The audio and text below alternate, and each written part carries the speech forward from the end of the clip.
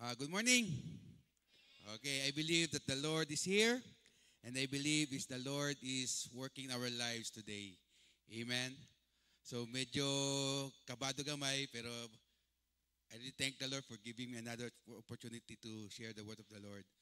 So ang atuang main theme for this month of August is Family on Fire, Empowered for Impact. Mauna to ang tema for this month. And I believe that the Lord is working sa tuang kinabuhi and even sa tuang family. Okay, previous Sundays ago, no, ang atong mga preachers no, nag-share about the fire within, bold witness, and not silent spectators. And then, second Sunday of the month of August, revival start at home. And then, third Sunday is fireproof faith in facing the culture. And then, last Sunday, Pastor Jibay nag-share about gift unleashed for the church. Okay, so brief recap sa gisulti ni Pastor Jibay last Sunday, ingon siya dire, spiritual gifts are special abilities, talents, or capacities given to individual Christian by the Holy Spirit, and these gifts are not natural talents or skills, but supernatural endowment provided by God's grace. Okay, nakita na to, no? And then, si Pastora Jibay nag-share about the spiritual gifts, and then there are 15 spiritual gifts na na-mention sa Bible. No, nag-share ni Pastora Jibay last Sunday. Now, and Pastora Jibay emphasizes to us that these spiritual gifts are God's given gift for us, and it is one of the best ingredients to make impact to others' lives. Amen? So, kung gusto ito maka-influence, makahatag impact sa kinabuhi sa laing tao, dapat kani mga spiritual gifts na ni is naa sa tuwa. Amen? And I believe na kitang tanan, gitagaan o gasa sa Ginoo. Because I believe that all of us, no, na ang Holy Spirit sa tuwang kinabuhi. Amen? Amen. Why? Because I know na kitang tanan, nag-meditate ta sa iyang pulong, nag-communicate ta regularly sa yaha. And that's why ang Holy Spirit is naa sa tuwa. Amen? So, ang atuang topic karon is Family on Fire, Empowered for Impact. So, gusto na nako i-emphasize sa inyo, unsa nang empowered for impact.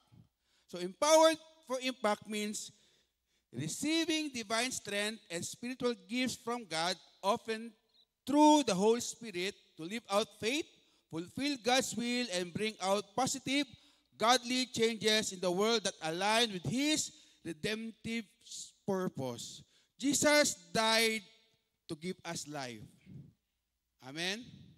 Noong napangamatay si Kristo para tagaan-tag kinabuhi, and then kaning kinabuhi na ni dapat naagi siya purpose. And our purpose is to make impact sa laing tao. Amen? So, na-remember na ako, previous preaching na ako is, kung na-remember ninyo si Kobe Bryant and si Michael Jordan. Si Michael Jordan nakahatag impact sa kinabuhi ni Kobe Bryant. And then that's why some of the movement of Kobe Bryant is also similar sa movement ni Michael Jordan. No? So sa tuwang kinabuhi po, no, we are given a task sa Ginoo to make impact sa kinabuhi sa laing tao. Amen? So I believe the night I heart to make impact sa lain tao. Kisa na i-desire na. No? Because ang atuang legacy here is to make impact sa kinabuhi sa lain tao. Godly impact. Amen?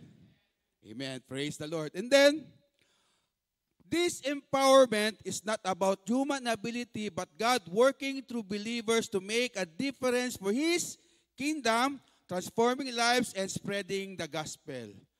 So ang atuang kinabuhi, no, is muhatag og kanang impact sa kalibutan para mapadala nato diya sa kingharian sa Ginoo. Amen? By spreading the word of the Lord.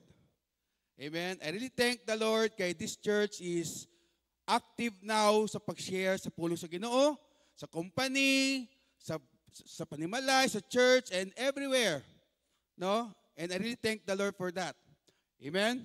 So, gusto na ako ipakita nila na picture. Kana na picture. Last Thursday na siya. No?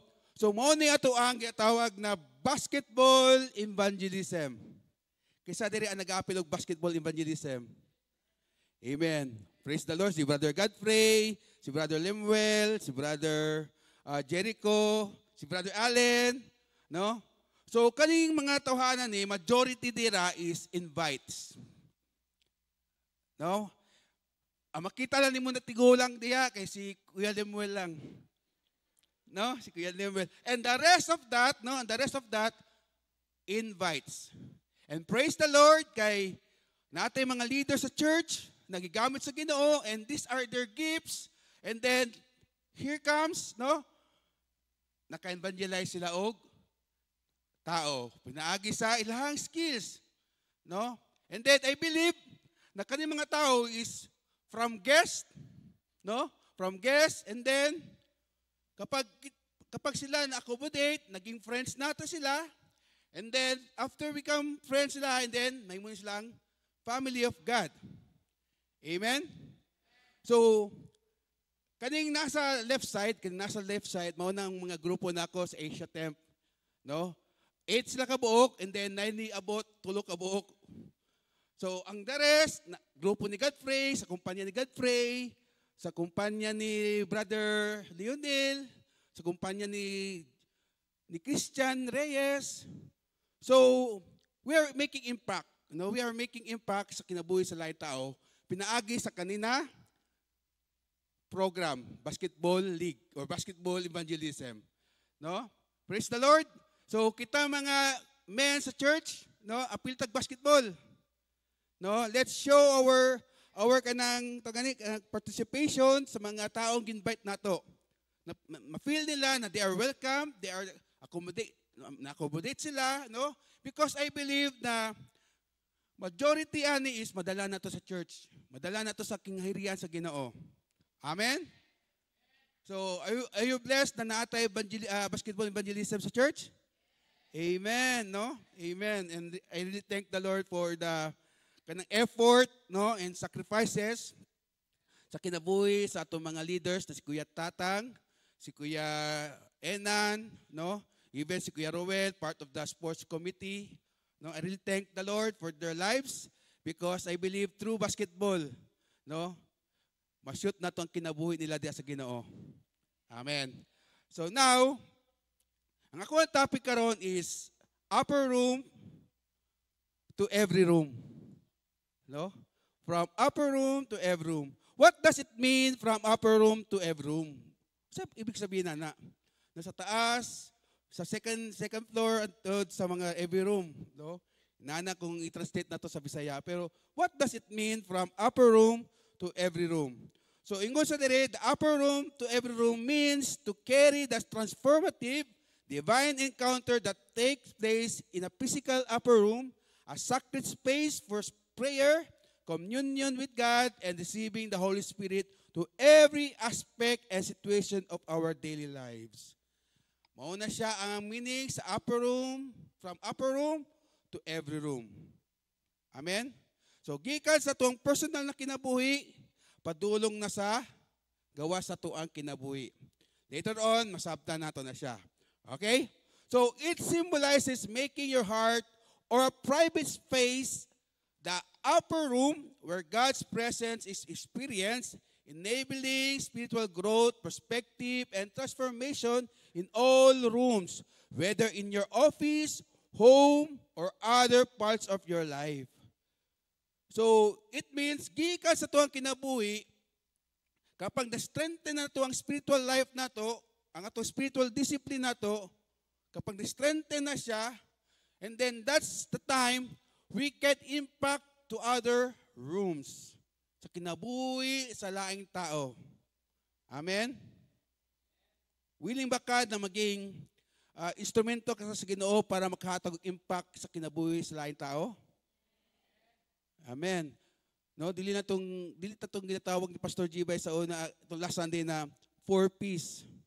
no, pasinaw, sa to, palingkod, paminaw, sa pato te. Oh, pero dungagan ako isa, pabadlong. Kasi pabadlong ka, no? So hopefully dili unta, no? Dapat ato ang kinabuhi makatagog impact sa kinabuhi sa lain tao. Amen. Because mao tong purpose sa tong kinabuhi diri sa kalibutan to make impact, dili lang ka pasinaw, dili ka pabadlong sa simbahan, no? Kundi maghatag taog impact sa kinabuhi sa lain tao. And I believe that the Holy Spirit will guide you and will teach you how to make impact and difference sa kinabuhi sa lain tao. Amen. Amen. So the biblical upper room, no? The Last Supper, mao nitong biblical upper room, no? The Last Supper, the original upper room in Jerusalem was where Jesus and his disciples shared the Passover meal and instituted the Lord's Supper. So nag-start ang upper room sa time ni Jesus Christ and sa 12 disciples. So dato nag-start, no? Nag-spread ang pulong sa Ginoo. From Jesus Christ, gi-share niya ang teaching sa mga disciples, and then through that, no, na-spread ang word ni Lord. Amen. So, the spiritual upper room in your life is or a place of encounter. It is spiritual symbol for a personal place where you can have direct, private encounters with God. For example, sa inyong balay, naamo sa isa ka kwarto, no? It is your upper room, a place wherein you can devote yourself sa Ginoo. Amen? Kisa diri ang solo lang sa kwarto. Si Candice, si Ate Olive, si Godfrey. Dati ako, solo lang ko sa ako ang kwarto. So, paborito kayo na ko ang kwarto kay wherein paminaw ko sa wali ni Pastor Peter Tanchi, Pastor Bong Saking, o makapaminaw ko sa mga gospel music. Karon manggod, nanokoy kauban sa kwarto, si Kuy Kuy. Gibutangan mag-double deck gud mao nang ako sa baba sa taas niya. Kung maminaw ko sa kuang mga preaching, no? Maminaw po siya siyang music. So madistract ko. So ako ang altar sa unan wala na karon. No? Ako nagampo ko na Lord. Mo ang balay patak kagamay Lord be para na kwarto si Kuy Kuy. No?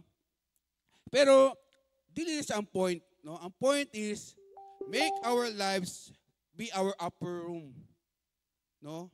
Let's make ways para maka-create taog spiritual discipline sa tuwang kinabuhi. No? Dili lang tong porket na wala kay space sa inyong balay para maka-devotion mo. Actually, there are lots of ways para makaroon taog devotion sa Ginoo. No? Find a quiet place, no? Mato kag asa to, sementeryo wa ka, kay bingaw kaayo, dato ka mag-devotion, pwede. No? So, gusto na kong i-emphasize sa inyo na let's establish ourselves, no, sa spiritual discipline. Okay? Now, spiritual preparation, it represents preparing a space in your heart or your daily life for God's presence and revelation, like setting aside time for prayer. I believe that all of us spending time sa prayer. Kasi din nag-aampo. Praise the Lord, no? Because gusto na ko i-emphasize sa inyo ba na mga kinds of prayer. Breath prayer and long prayer, no? So I believe we are communicating sa Ginoo. Say thank you Lord is a form of prayer because we are communicating sa Ginoo. Amen? Mao nang gitawag na to breath prayer. Thank you, Lord. It's a breath prayer. Amen? So, let's strengthen our prayer sa Ginoo. Siguro, nag-aampo ng ta, Lord, thank you for this food. Amen. Okay lang yan. Pero how about prayer for your family, prayer for yourself, prayer for your pastors, prayer for the church, prayer for your community, for your nations, for the world? No? Let's establish it. Because kapag dili na to i-pray ang other parts sa tuwang kinabuhi or every room sa tuwang kinabuhi, kita mangyapon na mag-suffer. Amen? Okay, now, empowerment and transformation, the power and grace received in the upper room are meant to be shared, transforming you and your circumstances. Okay? So kapag kita na-strengthen na nato ang spiritual discipline sa tuwang kinabuhi, no? That's the time na there's transformation may tabo sa tuwang kinabuhi. Amen? Kisa diri ang nagabasag Bible. Katong time na wala ka nagabasag Bible, makita nimo ang difference sa mong kinabuhi before and then karon consistent na ka nagabasa sa pulong sa Ginoo. Makita na nimo ang transformation sa imong kinabuhi. Because the word of the Lord gives changes sa kinabuhi sa laing tao, sa imong kinabuhi. Amen? Because Bible is the basic instruction before leaving earth and it is our manual to correct us sa tuwang daily living. Kisa din na kainomdom sa kuwang wali about tong electric pot. Itong electric pot na ako ang illustration. Nang ako ang auntie kang Canada, naghatag og electric pot sa mua, and then I am very excited, nagamiton na akong electric pot, gisaksak din ako, gion, buto. And then natingala ko nga nang buto siya, pagtanaw na ako sa manual, 110 volts lang pala ang kailangan. So, meaning to say, no, ang atuang Bible is the best manual and instruction para sa tuwang kinabuhi para mahimutang righteous and holy sa tubangan sa Ginoo. Amen. Amen. Tugnaw kayo, no? Lami kayo tulog, no? Pero mas lami ang pulong sa Ginoo. Amen. Okay. Now, applying the upper room to every room. Okay. Carry the Spirit. Take the mindset of seeking God and the transformative power of the Holy Spirit from your prayer space into every room of your life. Meaning to say, devote yourself sa spiritual discipline, and then kapag ma-establish na sa imong kinabuhi, no, makahatag na siya og impact sa every part of your life, every room of your life. Amen? Kasi diri gusto makahatag og impact sa other rooms sa imong kinabuhi. I believe kita. Especially sa tong family. No? Ako personally, I am praying for my mother, no, karon very sick, no, sa iyang di siya kasimba because sa iyang tuhod, no, gikuhaan siya og liquid sa tuhod, no, very painful. Ang sulti sa doktor siya is di siya pwede maglakaw og dugay, di siya pwede magtindog dugay, no. So, that's the reason why akong mama di kasimba. No? Pero I believe that the Lord is working in her life, no, soon, no, makabalik na sa simba after sa medication. Amen? Okay, now, live the perspective. Maintain the spiritual perspective and wisdom gained in this inner upper room to navigate the temptation and challenges of the world.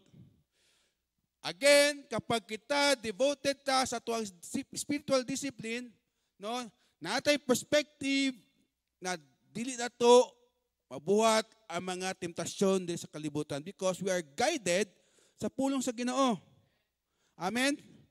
Because kapag bingon ang pulong sa Ginoo, bawal umuwi diyan. O sa imong buhaton? Ang ba siguro, mangihi siguro, no? No? Pero kapag nakabutan diya, bawal umihi, siyempre maulaw jud ka, ay, I am telling na, no, ako, bawal kumuhi diya. Pero kapag ikaw, violators ka, bahalag dako kayo ng paskil diyan na bawal umihi dyan, ihi ka pa rin dyan. Because call of nature, kailangan mo na. Pero the word of the Lord is always emphasizes sa tuwang kinabuhi na kapag ang tuwang kinabuhi dapat magpuyo sa pagkabalaan, let's should live in righteousness. Amen? Amen. Praise the Lord. Now, transformative presence, no? Make your upper room a place where God speaks to you and carry the same divine light and presence into all the other rooms of your life. Again, Ang atong kinabuhi is, ang purpose na is to make or instrument to make difference sa kinabuhi sa lain tao, to make impact sa kinabuhi sa lain tao. Again, dili ta diri membro sa 4Ps. Kisa diri ang membro sa 4Ps. Wala na yung amin? Praise the Lord, no? O 5Ps. No, itong pinakalas, pabadlong. Oh, amen? So, let's allow the Lord to use us and make our lives be an instrument na makatagog impact sa atong community, sa atong family, and etc. Because, maunang reason na to, nga natin sa kalibutan, is to share the word of the Lord and make disciples sa tuang community, sa tuang family, sa tuang church, and everywhere. Amen? So, agato ang text karon, introduction pa lang to. Introduction. Agato ang text karon is mabasa sa Acts chapter 2, verse 14 to 21. No? And I ask everybody to please stand and let's read the word of the Lord. No? Ingon sa dire. Then Peter stepped forward with the 11 other apostles and shouted to the crowd, "Listen carefully, all of you, follow Jews and residents of Jerusalem, make no mistake about this.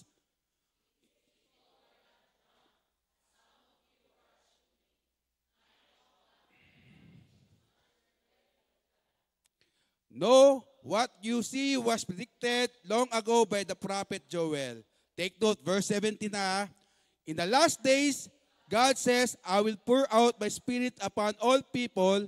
Your sons and daughters will prophesy. Your young men will see vision, and your old men will dream dreams." Verse 18, "In those days I will pour out my spirit even on my servant, men and women alike, and they will prophesy." Verse 19, "And I will cause wonder in the heavens above and signs on the earth below, blood and fire and clouds of smoke."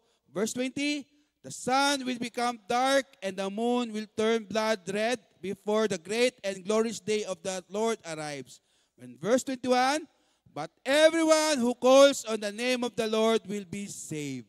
Now may the Lord God add more blessings upon reading of His word. And let's pray. God, thank you, Lord God, Lord, for your word today. And I pray that, Lord, kanina mo ang pag-iskutan karon is masaulo na mo, God, and ma-apply na mo sa mga kinabuhi, Lord God. And let your Holy Spirit, Lord God, teach us and guide us, Lord God, to understand your holy word. This we pray in your mighty name, Lord God. Amen and amen. Okay. So, gusto na ko i-emphasize sa inyo ang pulong sa Ginoo. No? Sa Acts chapter 2, no, verse 14 unto sa 21. Key elements of the prophecy of Prophet Joel. No? Nabasa mo na ito, mga prophecy ni Prophet Joel. So, in verse 17, it emphasizes sa tuwa na pouring out of the Spirit. So, in book of Acts, no, makita gyud nato ang movement sa Holy Spirit. And that's the why and that's why the Church of God, no, believes sa movement and sa power of the Holy Spirit. Amen. Kisa diri ani tuo na ang Holy Spirit. Amen. And it is part of our declaration of faith that the Holy Spirit gives power sa atong mga kinabuhi. And then God promises to pour out the Spirit on all flesh, a new era where God's presence is accessible to everyone, not just a select few like prophets or king. So pouring out of the Spirit is literally the Spirit of the Lord, the Holy Spirit is moving in our midst. That's why, no, mag-ampo ta sa Ginoo, Lord, let your Holy Spirit moves in our lives. Because kailangan nato na sa tuwang kinabuhi, kailangan nato na sa tuwang ministry, kailangan nato na sa tuwang pag-evangelize, pag-ministeryo. Gets ba nato? Amen. No? Let's seek the presence of the Holy Spirit. And then second is vision and dreams. No? Young men will see vision and old men will dreams signifying that God will communicate His will and guidance to people of all ages through various means. That's why if there is kung ang Holy Spirit sa tuwang means and then the Holy Spirit moves in our lives, di ba na naga-prophesy, na naga-speak in tongues, That's the word of the Lord to give us instructions sa tuwang kinabuhi karon. Amen? Long before, katong I was 15, 16 years old, nagka-witness ko ana diri sa church. Every Sunday, na nag-speak in tongues, na nag-prophesy, and dato na ko nakita ang gahom sa Ginoo. And that's the time na ako na-change akong kinabuhi. No? From bad boy to good boy.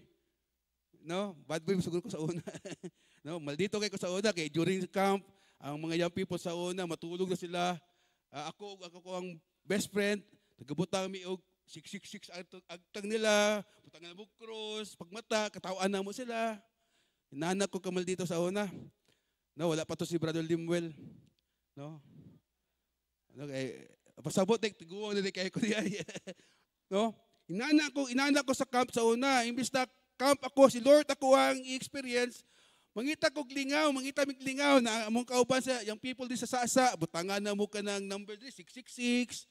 Na uban gani si kato isa ka pastor diri, natulog diri gibutang pag dito sa kanang Phil Colors, sa na Ever Glory. No, kabalo si Ate Angiana. No? Gibutang dito pag mata niya na sa gawas. Inana kamal dito. No, praise the Lord, no? Nabag-o ta diya sa movement sa Holy Spirit because nakita na ko, nadungog na ko ang prophecy sa Ginoo sa tao na to. Amen? And then, prophecy for all, verse 18, son and daughter will prophesy, meaning the gift of prophecy will be widespread among all God's people regardless of gender. So, ang pag-prophesy, ang movement sa Holy Spirit, wala siya nag-identify kung ikaw lalaki, pwede ka, ikaw babae, dili ka pwede. The Holy Spirit will move in the lives sa kinabuhi sa tao. Whether babae ka man, lalaki ka man, tiguwang, bata, no? The Holy Spirit will move sa mong kinabuhi. And then, kisa nagadisaranan ng Holy Spirit, musulod sa mong kinabuhi. Amen. Praise the Lord. No? Sign and wonders, verse 19 and 20. No, the prophecy also foretells wonders in the skies and signs on the earth, including blood, fire, and clouds of smoke, as well as the dramatic transformation of the sun into darkness and the moon into blood. It means the Lord is making signs and wonders para kita matagaan taog. Kanagaling warnings that He will come back soon. No? He will come back soon. And it is real na ang Ginoo mo balik yun sa yan time. Okay? In verse 21, ingon sa dire, no? In verse 21, the passage concludes with the promise that everyone who calls on the name of the Lord will be saved. No?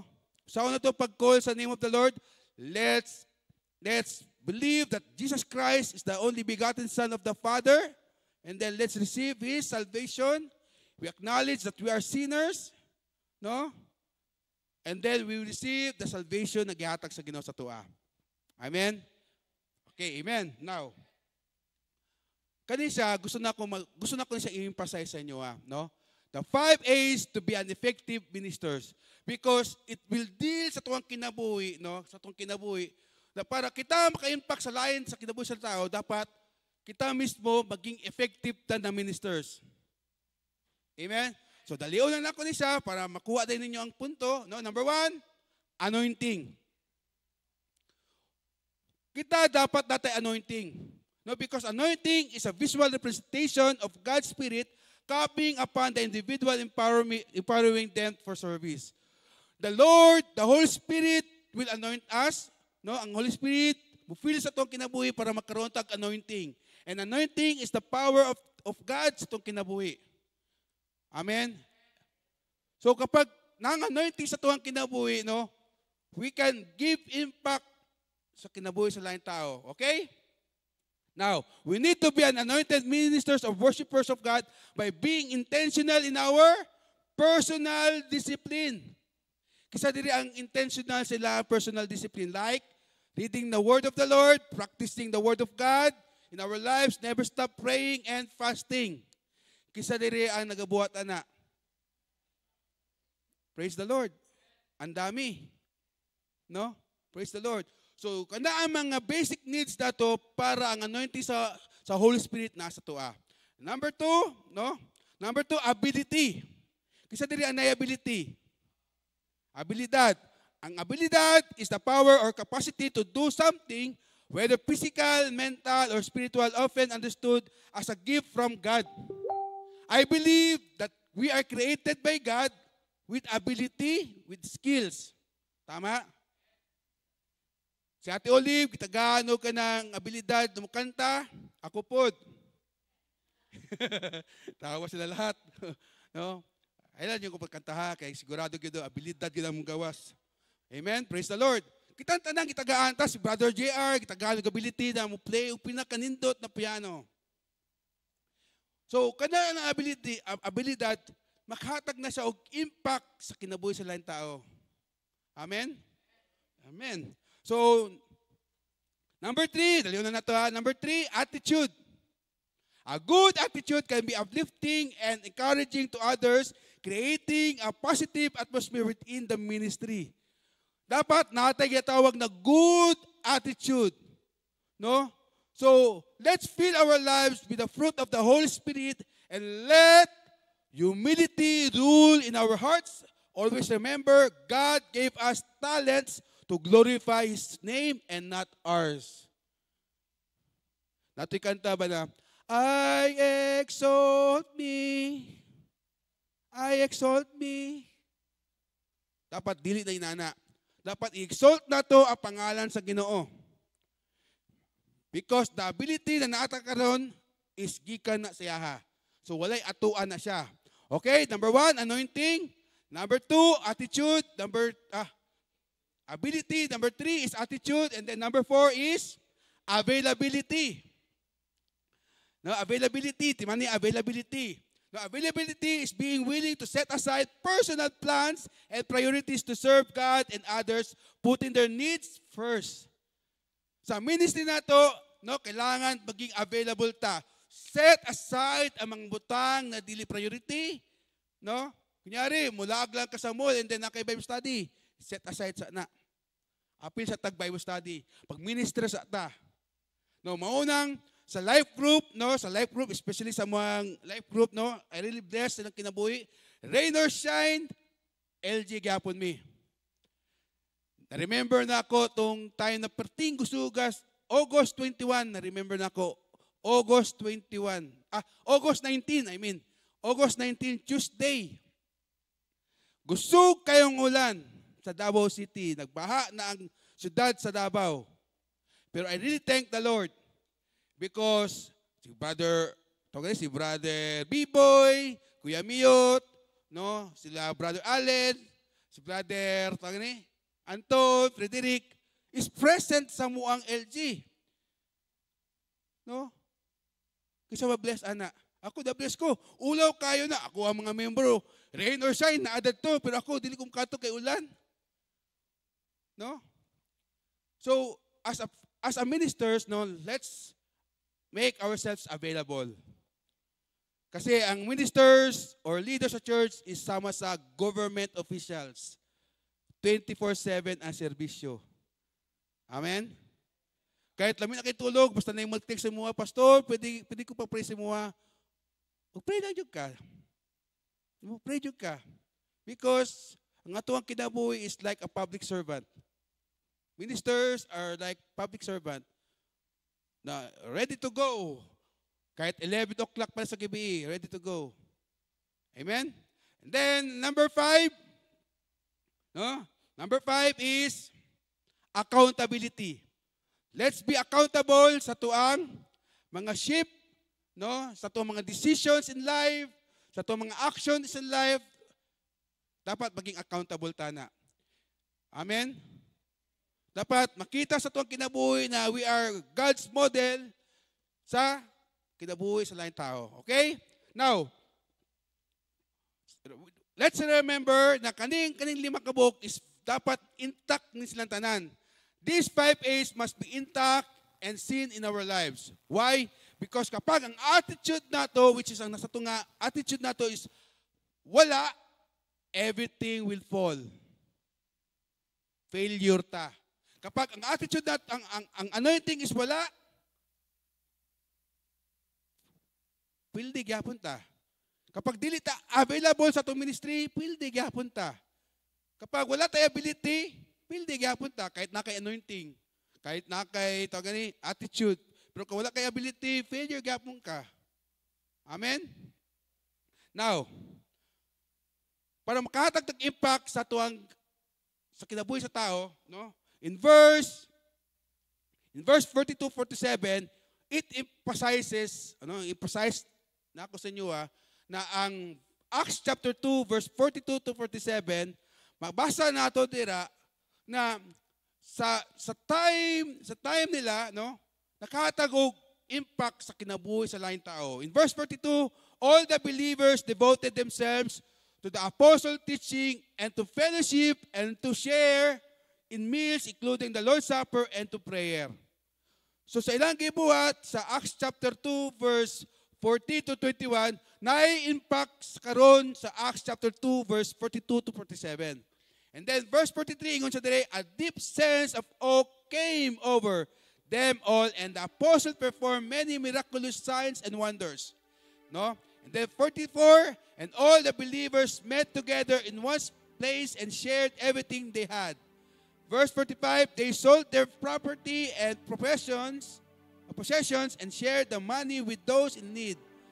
Verse 46, they worshiped together at the temple each day, met in homes for the Lord's Supper, and shared their meals with great joy and generosity. Verse 47, all the while praising God and enjoying the goodwill of all the people, and each day the Lord added to their fellowship those who were being saved. Kung masabtan nato na siya, i-summarize lang ako na siya, sa tanan natong ginabuhat sa tuang community sa lain tao, makahatag siya impact, and soon, makauban nato sila diri sa church, and then the church will grow in numbers, and then the church will grow its ministers, and then these ministers will also again impact others' lives. Nasabtan man nato. Amen? Praise the Lord. Hopefully, kitang tanan, gamiton sa Ginoo. In conclusion, 1 Peter chapter 4 verse 10, ingon siya dire, God has given each of you a gift from His great variety of spiritual gifts. Use them well to serve one another. Amen?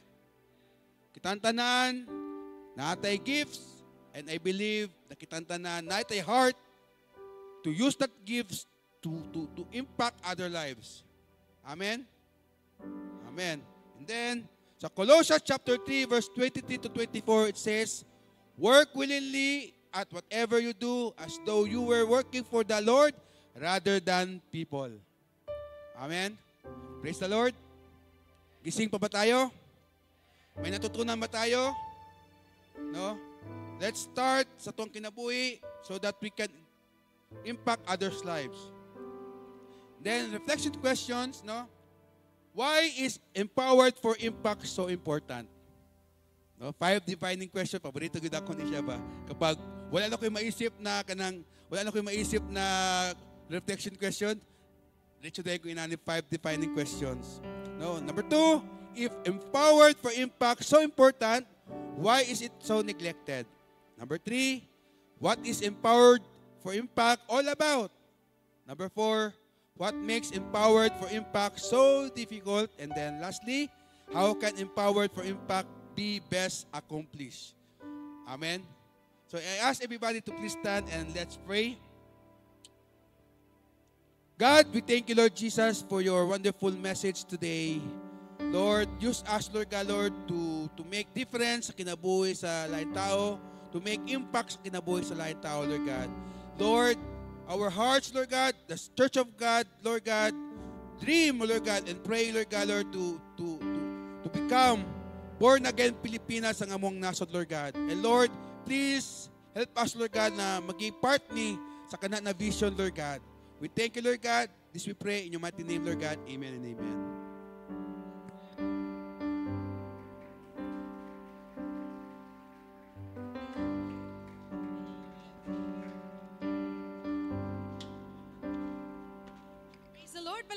ato atong Ginoo. What a blessing it is kay naata diri sa balay sa atong Ginoo. Salamat Pastor Edsel, actually Noel Edsel Niño Landa sa iyang full name. And we praise the Lord for that powerful message para sa ato ang tanan. Tinuod gyud nga kailangan gyud tag 5 A's. Unsa tong A? Number 1, anointing. Number 2 is ability. Number 3, attitude. Number 4 is availability. And number 5, accountability. We praise the Lord for that, for allowing us to experience the power of the Holy Spirit sa atong mga tagsa-tagsa na kinabuhi. We still have time. Shall we sing our response song? In the stillness of the morning light, I find you waiting, calm and bright. A gentle whisper calls my name. To be with you, I'm never the same. The world may rush its fleeting call, but here with you, I have it all. In your presence, I'm renewed. My soul's a garden, deeply true. We're growing together, hand in hand, nurturing the steward you have planned. In your love, my heart takes flight. Being with you makes all things right. Jesus, oh Jesus, I'm here to stay. In your embrace,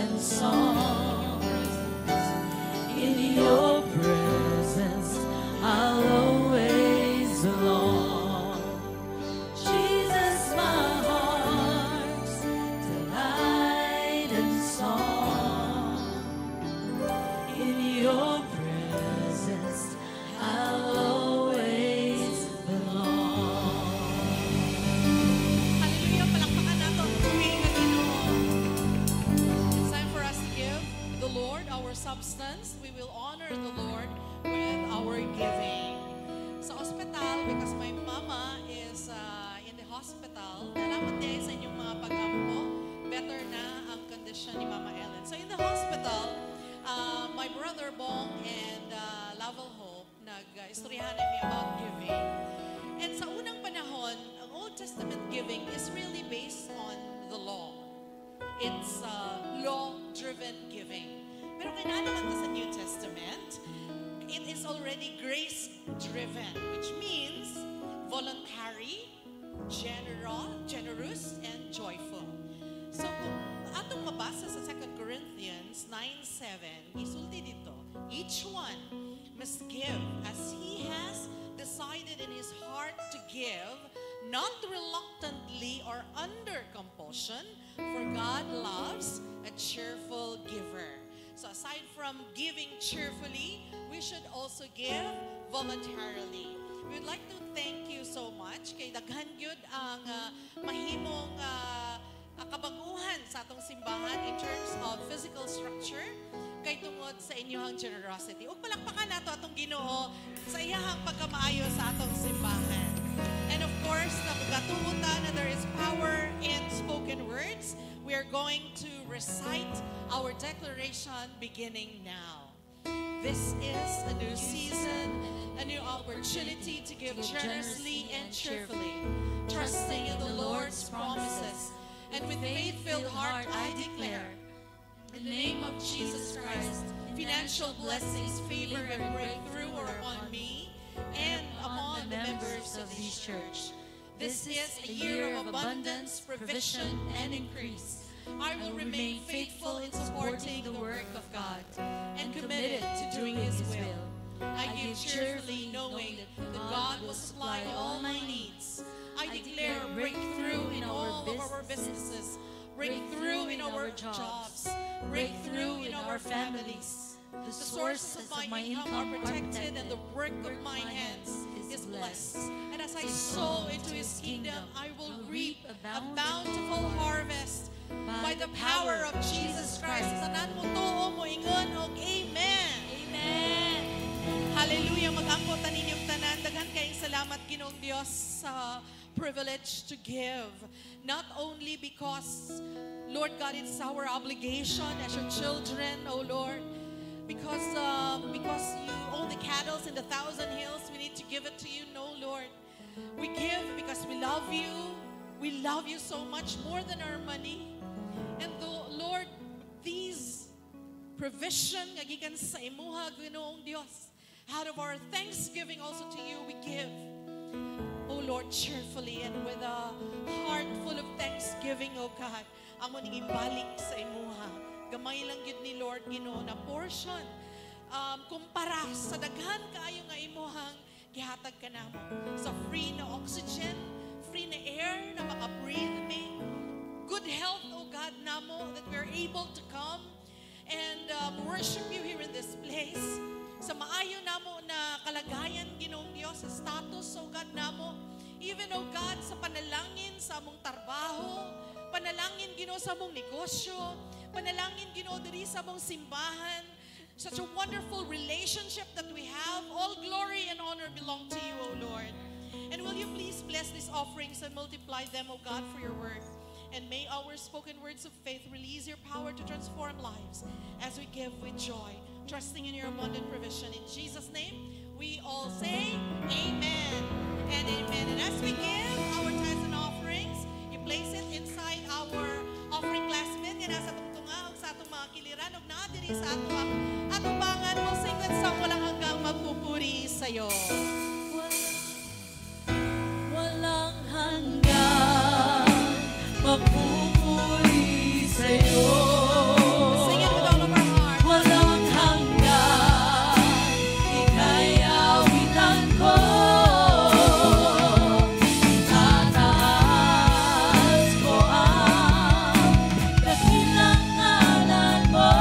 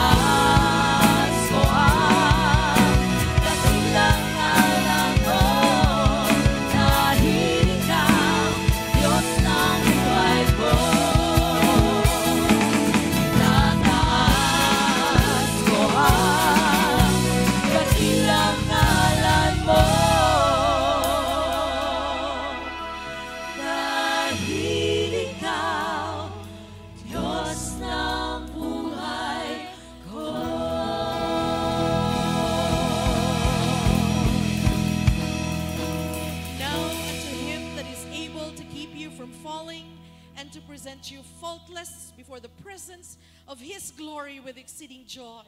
The only wise God, our Savior, be glory and majesty, dominion and power, both now and forevermore. And may the love of God the Father and the grace of our Lord Jesus Christ and the sweet communion and fellowship of the Holy Spirit will be with us now and forevermore.